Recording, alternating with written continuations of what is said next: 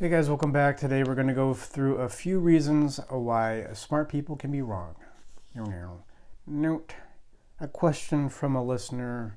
Again, thank you guys for these. If you have a question for me, animus@animusempire.com. And this question, well, it all revolves around the main theme, or not theme, the subject of why are smart people wrong? How can smart people, given how smart people are, how can they be incorrect? This is in response to a video that I made about a month ago on critical race theory, postmodernism, where these current cultural trends come from ultimately.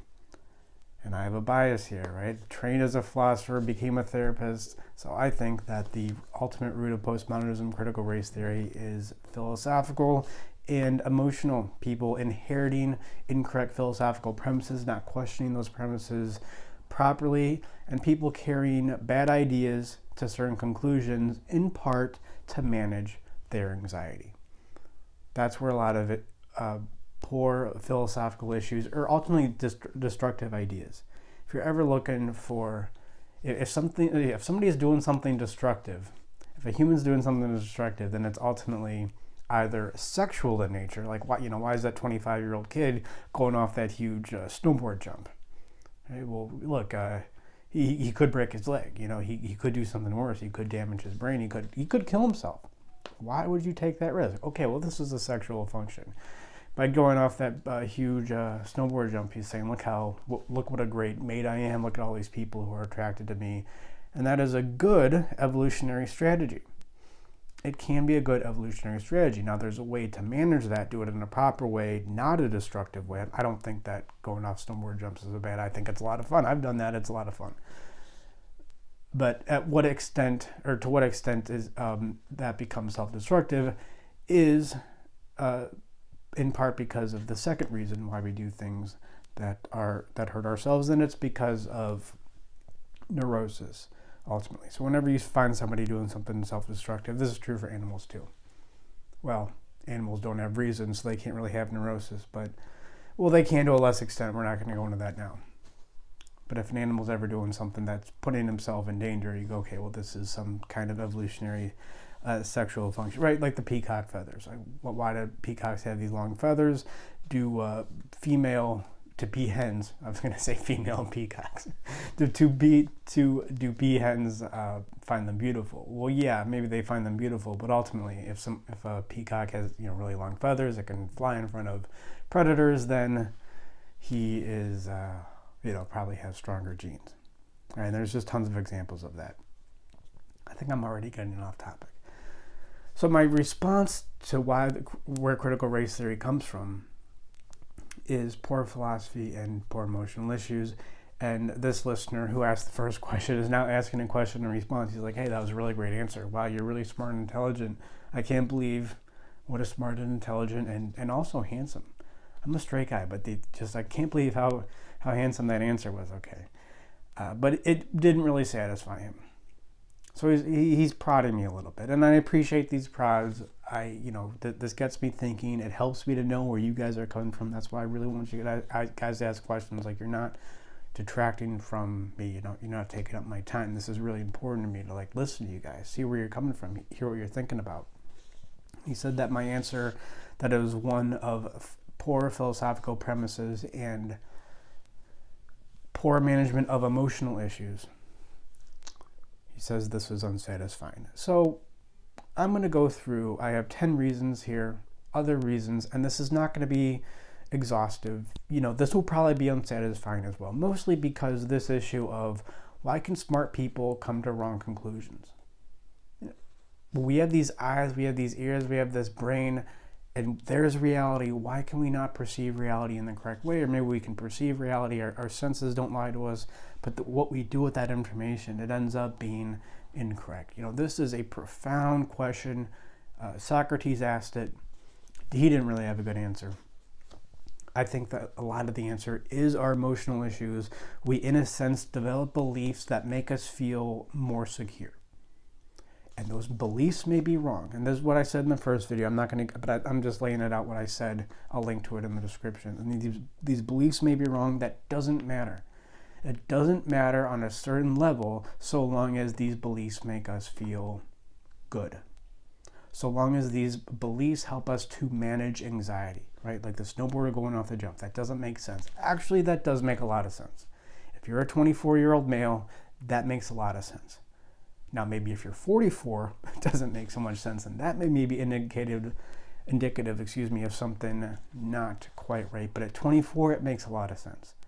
And it's not about quashing that. It's not about saying, oh, don't you see how irrational it is to go off this big snowboard jump? It's about bringing awareness to what you're doing. And while you can recognize that what going off this big snowboard jump does have an evolutionary wisdom to it, it can also become self-destructive. Now let's tease out any neuroses that would make you want to go off the snowboard jump in the first place, so it is much less likely to be self-destructive, and you can achieve your goal of that, which is to get a girl to like you. Not that that's the only goal. I mean, it's a lot of fun, I think, in its own right. But that's gravy. Okay, so here's 10 reasons why smart people do dumb things. The first one is the Overton window, right? And this is what is acceptable to talk about in a certain context. And I think we really need to come to terms with the Overton window and how much it really impacts us. This is what I talk about in my article, The Politics of Your Mind, and I have a portion of that article in my book, Man's Guide to Psychology. I talk about how, look, when groups come together, or not when groups, when people come together, what inevitably happens is that people will, in that group, will blank out facts. They will deny facts for the health of the group. So if there's a certain fact that maybe contradicts the purpose for the group, then people will naturally deny those facts so the group can persist. Now, this doesn't happen all the time, but it's what tends to happen. And why does this tend to happen? I would say it goes ultimately to insecurity, to anxiety. We don't feel capable of dealing with reality on our own, so we need to be part of a group to do it. We don't feel capable maybe validating ourselves on our own, so we need to be part of a group to help us feel validated. Well, I must be validated because, look, this group elected me vice president or treasurer. Okay, so I think that's one of these main things that goes on, and what happens is groups develop Overton windows. There are facts that just a group does not acknowledge. I mean, I don't know if you remember, probably not, this was several years ago now, but I had a professor on to argue with me about gender as a social construct. And he came on and said, I think he was from Antioch University, I forget. He was a good guy and everything. We had a good discussion about it. There's obviously disagreements there.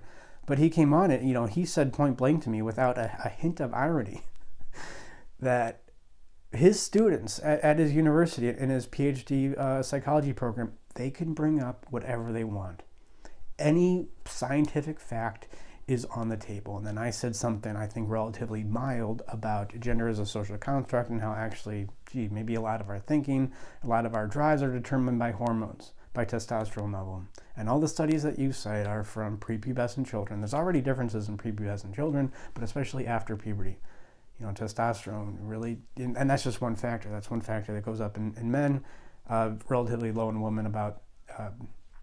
Men have about 30 or 40 times more testosterone than men, especially around breeding age, or than women. You know what I mean, around breeding age. And even if you take, and we know this now with transgender people, they go on hormone therapy, and you double somebody's testosterone levels, and they present as a different person.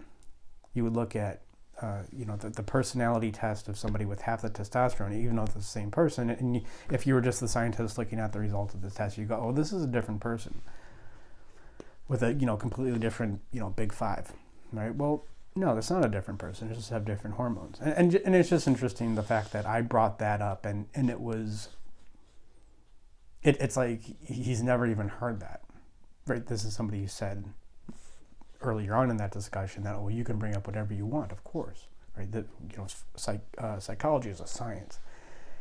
So I think we really need to be aware of the extent to which the Overton window limits our thinking. And we all do this. This isn't just a rip on academia. Academia is a huge perpetrator of this right now, but we all do this to a certain extent. We'll get to it. And this listener also says something to the effect of, you don't have to be that smart to notice what's wrong with universities, especially around their pushing of critical race theory as a political agenda. Of course, they don't think it's political at all. They just think it's the facts of reality. And I just got to push back on that and say that, the people in academia, you go on Twitter or you go on your Reddit forum, whatever it is, that has its own Overton window, by the way. You go on there and people are criticizing academia. You even look at somebody like Peter Thiel. Great criticisms of academia. I mean, what do you think happens within the confines, within the walls of academia? Do you think they listen to what Peter Thiel says and think, oh, well, that guy makes a really good point? No. They don't even hear it. It's like, I think that, I'm sure that podcast is deleted. I got this sense that when I was arguing with this psychology professor about gender as a social construct, it's almost like he didn't hear me. Now, of course, I can be a better communicator, but there is an extent to which the Overton window just limits what gets in. So no, people in universities don't notice the problem. They look at the Florida ban on critical race theory, teaching them in public university classrooms, and they read that as, and I've heard them say, and I mean, you'll hear people say, but I've definitely heard professors say, oh, you just don't want us to teach racism and why it's wrong. Therefore, you're for racism. Right? That is their interpretation of what's going on, based on what they view as acceptable to talk about. And we all do it. Another part of my original answer, go back and watch the video, again, I'll link to it, is that people just don't read Aristotle. I mean, I think Aristotle is a very influential philosopher, and this listener asks, well, why wouldn't people read Aristotle? Why can't people, look at Kant and look at by the way, I think that Kant's a great philosopher. We got to read them. I think there's important points there. Ultimately, the context in which Kant was arguing is incorrect. Jung came around and corrected that and said, actually, Kant's points are psychological. That's what makes it profound. That's what makes Kant profound, but that's what makes Jung even more profound. But what, people don't read Aristotle? I mean, no, you can go throughout your entire philosophical career, from BA to PhD, and not really have to read Aristotle that much. And I think part of the reason, just as a side point here, so this will be point number 2, is that Aristotle essentially brought on the Renaissance. In around 1200, Aquinas and other philosophers, other scholastics. Aquinas wasn't the only one, but he was the main one. He opened up Aristotle, right? Aristotle was introduced to the West through the Islamic Empire. I forget the exact thinker. Aquinas opens up Aristotle and thinks, whoa, this guy makes some really good points. What I'm going to start to do is I'm going to argue for the existence of God based on what Aristotle says. And, you go read somebody like Dawkins, Richard Dawkins, who's a brilliant biologist, terrible philosopher, but a brilliant biologist. Just another reason, if you get really good at one thing or one area and everybody tells you how smart you are, you think, oh, well, I'm going to go into philosophy and talk about that. But it's just blatantly obvious to anybody who knows anything about philosophy that Dawkins doesn't really know anything about philosophy. And so Dawkins says, well, look how terrible Aquinas is as a philosopher. He's defending these guys, the ontological argument for the existence of God. But that's not really why it's important. Why it's important is that now the church is trying to defend itself against reason. That's why it's a big deal. What Aquinas actually does is introduce reason and testing, like truth testing premises of the church. Right? And he didn't do a good job against Aristotle, but it just implanted that seed, which eventually brought on the Renaissance. But what happened is, so first the church defended itself against Aristotle, but what the church has done, the Catholic Church has done, is it's slowly incorporated truth. It's been fighting culture, but through that fight with culture, it also incorporates the truth because at least on a philosophical level, it's on the losing side. On a psychological side, the church is probably on the winning side, but on a philosophical level, the church is on the losing side when you put it up against, a great mind like Aristotle. It's just not going to win long term. So what happened there, the bad thing is that Aristotle became associated with the Catholic Church. So now, in academia, people will scoff at Aristotle, they'll call him a simplistic philosopher. And don't you know how complicated the relationship between our mind and reality is? Yeah, that is a complicated psychological question, not a philosophical question. Again, going back to my point, why Jung, or how Jung, in a sense, corrected for Kant. So that's another reason why smart people have a difficult time seeing what's going on with critical race theory, postmodernism, how it is developed from this philosophy from 200 years ago. And not that Kant's the only wrong one, he's just more or less the nexus of wrong. And he's the most intelligent wrong philosopher of that time, of the beginning of modern philosophy. And not the same thing as modern art, or modernism.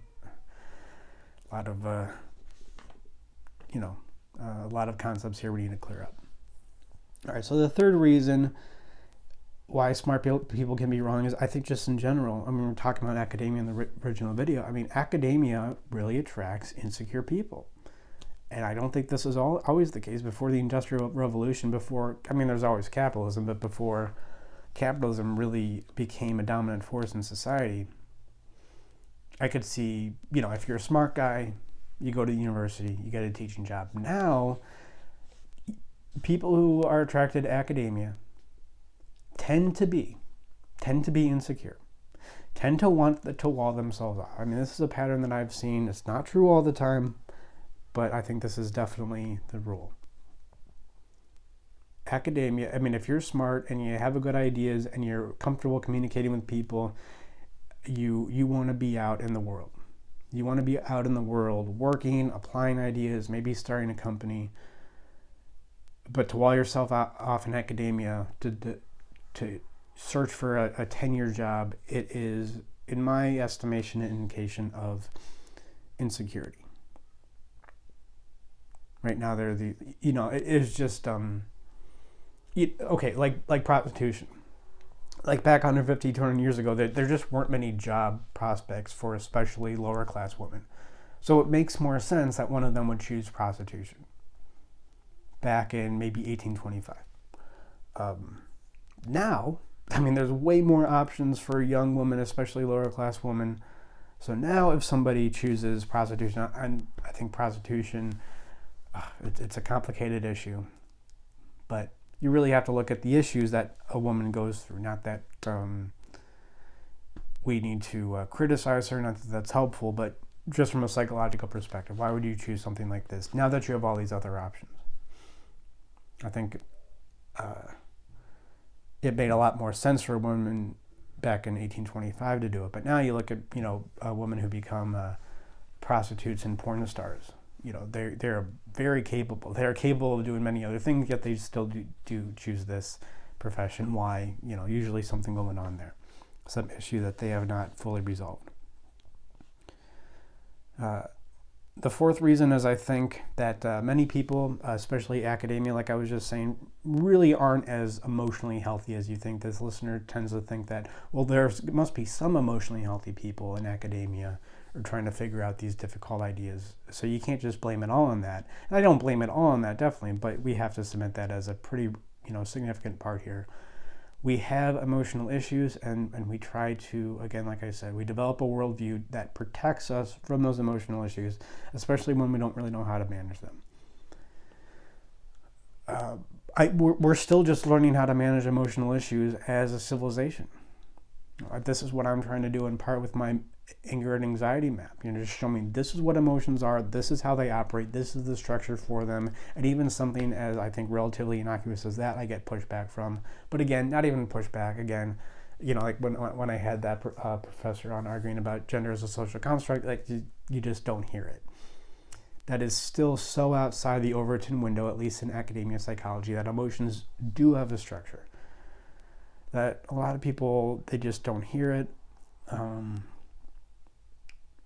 It's like if somebody tells you that the sky is purple out of the blue without context, you may not actually hear them. Right? Like when the conquistadors came to Central America, the Aztecs or the Mayans, like at the end of Apocalypto, they didn't even see them. They didn't even see the conquistadors, the Spaniards. They just didn't have a frame of reference for that. And I think that's very much true with ideas. And then the fifth reason is, it's not just about emotional issues, it's about ideology. I think window dressing, and this goes, folds into my discussion on the Overton Window. There's this thing called window dressing, and it's like a straw man argument, but more pernicious. So a straw man argument is when you misrepresent the other side to make your side look better. But a window dressing goes a step further. It's when you correctly represent the other side, point out the errors in the other side, and then use those errors to justify how you're right. Well, look at how wrong the other side is. Clearly, since the other side is so incredibly wrong, and this contributes to our cultural divide today, and my, really smart people, who I think, the two archetypes of this now in our culture are Ben Shapiro and Sam Harris from the right and the left, respectively. I think these are really smart guys who ultimately don't say anything of much value because they're so they're so committed to just proving and the other side wrong and saying, well, look how ridiculous this other side is, and they're both right, but ultimately they end up both being wrong. I mean, it's amazing. Try to get involved in some fringe movement like the Flat Earth. I think I brought up this before. Submerge yourself in that movement. Go hang out with those people. Look at all their arguments and just focus on that for a month. I think you would have a very difficult time not succumbing to it to some degree, even though the Earth is not flat. Right? It is definitely a sphere, elongated spheroid or whatever it is, because of the rotation. But there's a lot of convincing arguments there. And why do those arguments work? Well, because they completely do away with contradictory arguments. So you can just get involved in this kind of way of looking at the world and think that it's just right and everybody else is wrong, and you won't even hear another argument. I mean, if you're really smart and you know a lot about math and maybe geography, I don't know what, spatial physics, whatever, then yeah, you can of course poke holes in the flat Earth argument. But a lot of people just won't be able to. I mean, the Milgram experiment, right? The Stanley Milgram obedience experiment, of course, famously, I think in 1950s, he brought in people and said people are on the other side of this wall. If they give a wrong answer, you have to shock them with this electric shock. Of course, it wasn't a real electric shock. The other person on the other side, the learner, was in on the experiment, and they were only acting like they were getting a shock. So they would answer questions incorrectly on purpose, and the teachers, right? The teachers who weren't in on the experiment, who the experiment was being done on, the learners weren't on it, the teachers weren't, would give them the electric shock, and the learners would act like it was really hurting them. And, we look at this study and go, oh, this is why something like the Holocaust could happen, because people would just give orders, and you give some guy a lab coat. You're going to listen to him, even if you're clearly hurting somebody, of course. Something that nobody ever brings up about the Milgram experiment, unless it's in a textbook or you go on Wikipedia or something. I mean, it's out there. But what nobody brings up about the Milgram experiment is that the teachers were told, the people who weren't in on the experiment were told that they weren't doing any real physical permanent harm to the other person. So they could be complaining about their heart. Some guy said he has a heart condition, he's complaining about his heart. He's ultimately not. Yes, he's hurting him, but he's not really doing any permanent damage. And you can't bring this up. You cannot bring this up in academia classrooms. I've tried. I've said, well, couldn't you interpret this as people just caring about science? I mean, if I was the teacher in the Milgram experiment, I would have gone all the way. I would have gone to the 100% electrical shock, because you told me I'm not really hurting him. It's like if you're coaching a Pop Warner football, and you're making these fifth graders run wind sprints, and they're complaining, and some kid's going to complain about his heart, and you're just going, okay, dude, just you got to do these wind sprints, right? But that fact on the Milgram experiment, it's like you cannot talk about. People do not talk about it. Same thing with the Zimbardo Stanford prison experiment. Some more information has come out about that, and it turns out that there were intimidating tactics making people stay. They weren't allowing them to leave to get the result that they wanted, which is you put somebody in this guard position and they're going to act like a guard. But again, you can't bring that up in academia because these say a certain thing about, these experiments say a certain thing about humanity. A view about humanity that we have bought into as a field. Psychology as a field has bought into to legitimize something like sociology. And so we can't accept these certain facts about the Milgram experiment, even though it's right there in black and white in textbooks. I mean, old textbooks. I think new textbooks, they don't put that in there, but and by old textbooks, I mean old for me, so from 2001, right?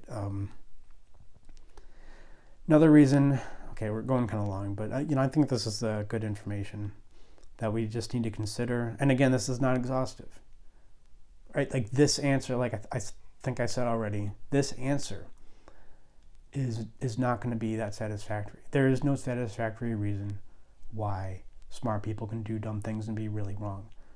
And we'll get to why that is, I think, ultimately. You have to be aware of to the extent to which people will go after prestige. Well, people will care about prestige more than anything else. I mean, look at the academia system. You have really smart people, like 130 IQ people. You can't be too smart. There's really not a lot of people with like 145 IQ who make it in academia too long. I'll say just as an aside, maybe some reason for that. But you look at the academia system, and a lot of it's about prestige, and you put people in a system with these Overton windows and want to get along with other people, and certain universities get a prestigious air about them, and you will get paid very little money considering how smart you are, and you don't care.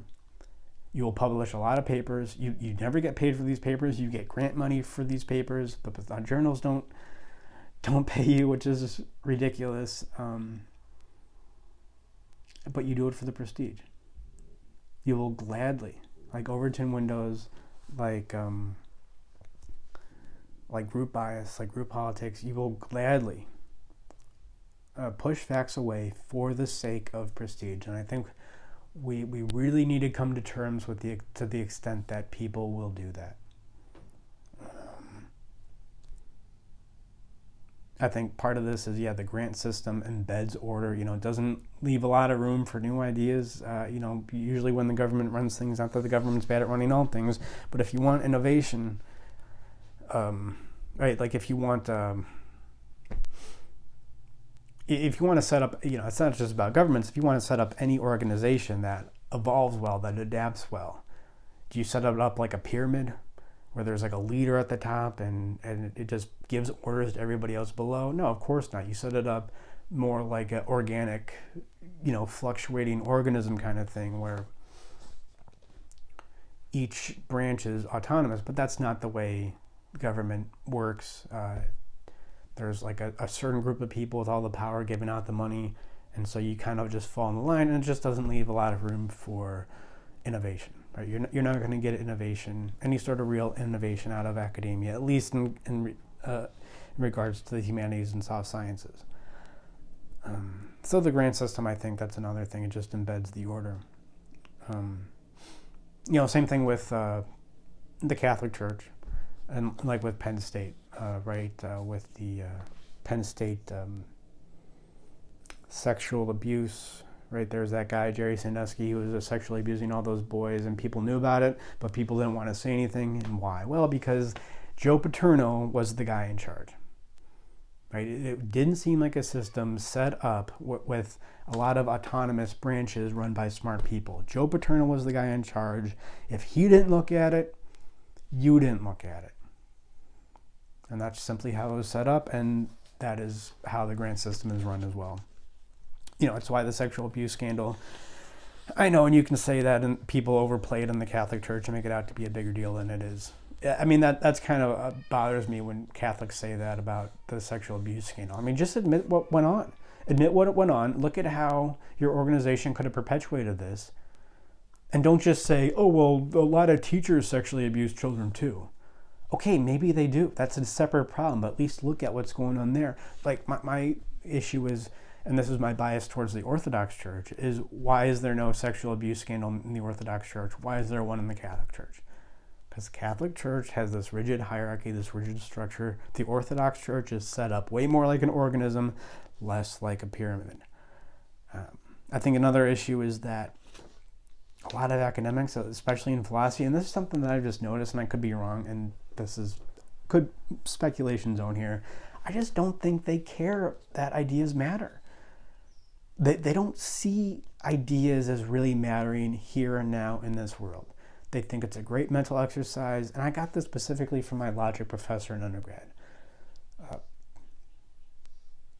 I just got the sense that he didn't care that the kind of formal logic, which does have some value, but relatively little real world value. He just didn't care that it doesn't matter. He's like, look, this is what we do. It's a good mental exercise. It's something that makes him look smart. It's something that he's good at, and he's a smart guy. But he just doesn't care that philosophy doesn't matter that much in the real world. So I think a lot of people will just read Kant and say this is an interesting argument, and it is, and I think people need to read it. But a lot of philosophers especially, they don't really care to think how these ideas manifest in the real world and say, So Kant, what he did is created this space between our mind and reality. He created the opportunity for people to legitimately say this is my truth, ultimately. Do you not see how that leads to something like critical race theory, like postmodernism, like some of the best minds on the right who also, of course, integrate Kant. I mean, Kant was a Christian. He was trying to defend Christianity, and they take his arguments to supposedly defend against the critical race theory, but ultimately what they base their arguments on is some faith, some appeal to faith as well, some logos, some capital L logos, which of course comes from on high, typically how it's discussed in our culture today. Is that 10 things? I just want to say, all this said, I mean, we have come a long way. I mentioned Aquinas. Smart people are more in tune with reality. It just takes a long time. And we're just dealing with these ideas from 200, 250 years ago, this arise of modern philosophy from Kant predominantly. We're just still dealing with it, right? I mean, it's like, why haven't we gotten it right? Well, maybe we are getting it right. We just haven't gotten it right yet. It just takes some time, and this is just the nature of humanity. I mean, it's the nature of all of us, and I think this is what this ultimately is about. Like you learn something, and it's amazing. Like, okay, so for example, I use the example of talking to girls. Like, really smart guys will acknowledge that, yes, if I do not talk to a girl, if I do not ask out a girl, there's no way I'm going to be successful. Right? It's just not going to happen for me. And they go out and they do not talk to girls. They do not ask out girls. And this will happen over and over again with really smart guys. And they'll come up with great excuses. Especially when you're intelligent, the rationalizations that feel like reason, they're ultimately rationalizations, right? Based on anxiety. You're trying to manage your anxiety through using your reason. And they just come up with these great stories for why they cannot ask out this girl in their math class, for instance. So that's the ultimate point here.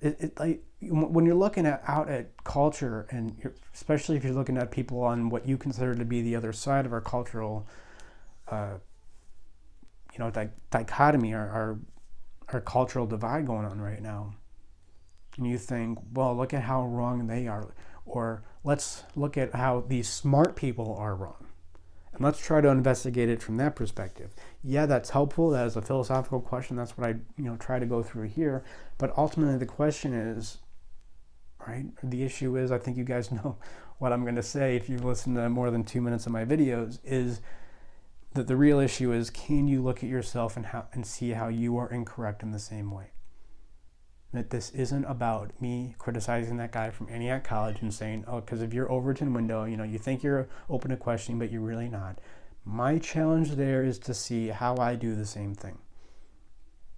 I can criticize the Catholic Church. I can criticize Penn State football and how these organizations are set up. Do I offer the same criticism to myself? Where do I do the same thing? Now, I may not be in charge of a pyramid-like organization, but I have the same pyramid-like organization in my mind that comfortably distracts me from facts that I do not like to look at. And these can be devastating facts. And part of going through depression, I think, especially as a young man, is really coming to terms with these facts that are just horrible, just a tragedy to look at, but you got to look at them. Not that you accept the tragedy, but the more you accept the facts, the more comfortable you get with acknowledging these facts and incorporating them into your psyche and emotionally dealing with them, the less they're going to affect you. And of course, that's how you overcome certain depression, especially in, the serious young man kind of depression. So it's not the point here isn't to look at, oh, look at these people in academia, even though they're smart, they're wrong. Look at what they're doing wrong. It's to ask, how do we do the same thing? Right? How do we commit the same emotional, logical errors? And ultimately, when you do that, you can really see the issue for what it is and where people are coming from, because you realize I'm part of it too. So I will leave it there. Thank you guys for these questions. I know that went a little long, but hopefully that's helpful. If you have a question, again, animus@animusempire.com. And always remember, when you try to figure out why somebody else could be wrong, it's usually more helpful to look at why you're wrong.